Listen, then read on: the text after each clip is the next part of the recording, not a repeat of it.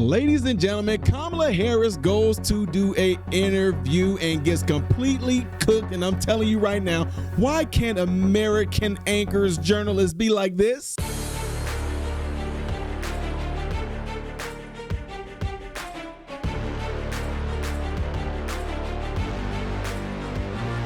How are you good people doing, my American and foreign brothers and sisters? Welcome to the channel. I am Ty Smith. You're watching my channel, Model Renaissance Man, which I'm greatly appreciative of. Make sure you follow me up here, follow me down here. Click this, it helps me, thank you. If and when you do subscribe to the channel, click the bell notification that will bring down a drop box for you to select all notifications. That way you will get notified. Lastly, do not forget to check out the other channel called Man, Husband, Father, and everything I ask you to do on this channel, do over there.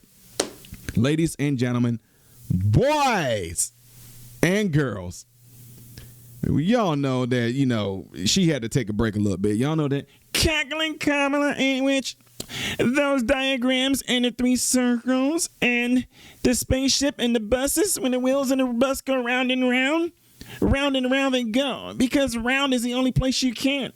And when you do that, it circle backs around, which is why I talk about the diagrams in those three circles, okay? And don't forget about my tub of greens, y'all, because Thanksgiving is coming up. Yeah, her, y'all, she goes on this interview, and I'm telling you right now, one would think that when you go back and look over the things you've done in the past in your interviews, you would think that you would go back and do your homework. One would think that you would go back and let me look at a few of my videos. It's just like how we used to do in basketball, track and field, football. You go back.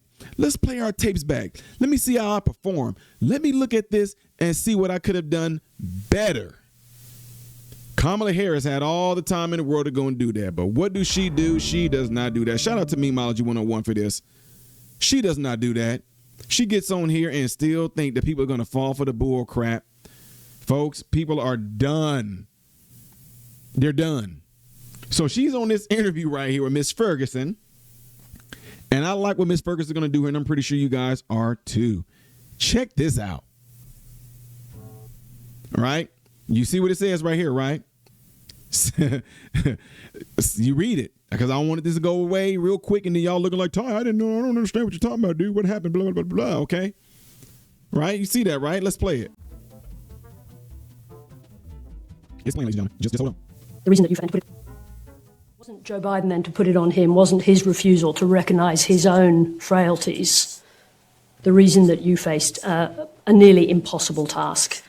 I ran against Donald Trump for president, and Donald Trump ran on a platform that was in large part, I believe, misrepresenting his intentions to the American people. Y'all know that there was a time where I would tell you, if I ask you a question and you see that the person starts to veer off into no man's land, she asked about Joe Biden. Kamala Harris started talking about who, my mentees? Who did she start talking about here? And people that are watching this, it's not being condescending, but I do have young folks to watch this. But those of you that watch my channel right now, answer this question before we move on. Who did the woman ask her about, and who did Kamala Harris start talking about? Leave it in the comment section. I do believe that there are a fair number of people that voted for Donald Trump who believed him when he told them that his first priority on day one is going to be to bring down prices. And he didn't. And you combine that misrepresentation of intention with also what was at play in terms of massive amounts of mis and disinformation. Now, forgive me. And a truncated calendar in terms of the clock. I want to interrupt you because that is a world-class pivot, but it is not the question that I asked you.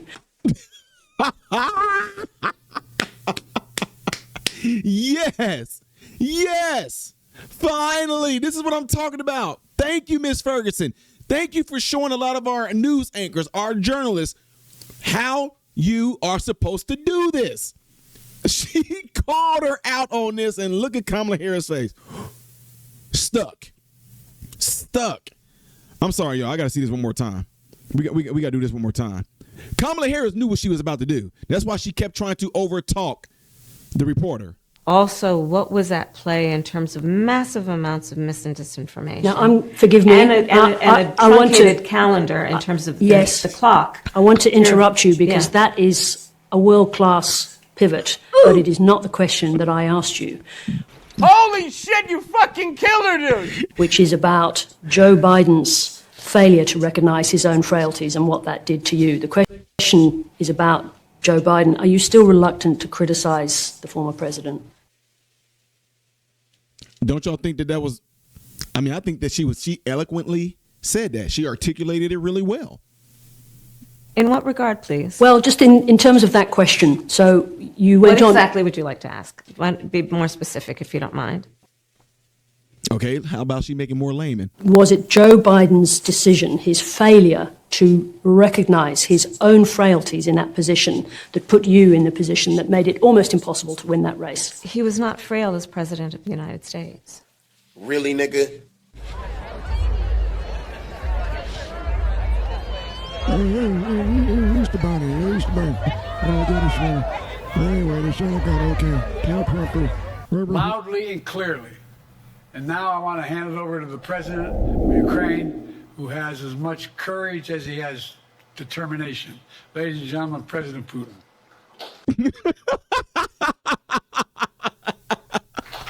President Putin. You can beat President Putin. President Zelensky. I'm so focused on beating Putin, we got to worry about it. Anyway, Mr. President. I'm better. You are a hell of a lot better. I wouldn't have picked Vice President Trump to be vice president, but I think she was not qualified to be president. So let's start there. Number one. And now, who am I introducing next? Who's next?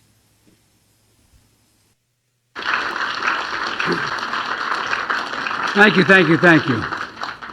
Welcome to Washington. Wait, what? Welcome to Washington. Oh my God. I don't know if y'all get it. Welcome to Washington. These are the kind of guys you like to smack in the ass. The what now? These are the kind of guys you like to smack in the ass. Goods and services, but will also promote shared prosperity and inclusive growth across the region. Internal consultations aiming at aligning this project.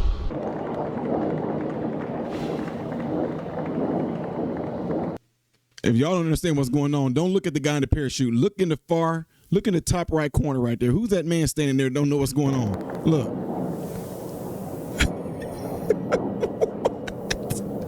Even they looking like,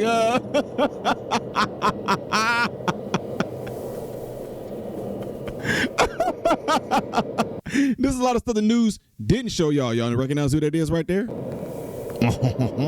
End of flashback. But he had frailties. We all saw the debate. I do believe that Joe Biden had the capacity to be president of the United States, and I have never doubted that he had the capacity to be president of the United States.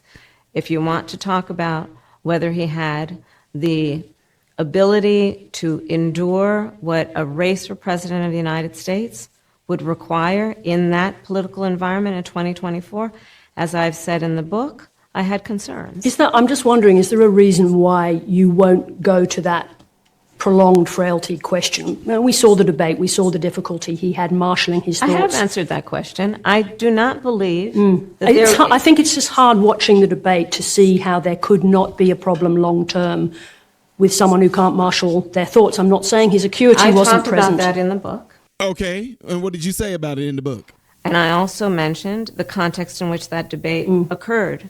And you'll probably remember how I talked about that. You don't remember. Biden can't remember. In terms of what his travel schedule had been, that what he had been enduring in terms of the timing of that debate. I talk about it extensively in the book. I'm not shying away from that. That's Yes, you are. I wrote it in the book because I do know it's a question people had.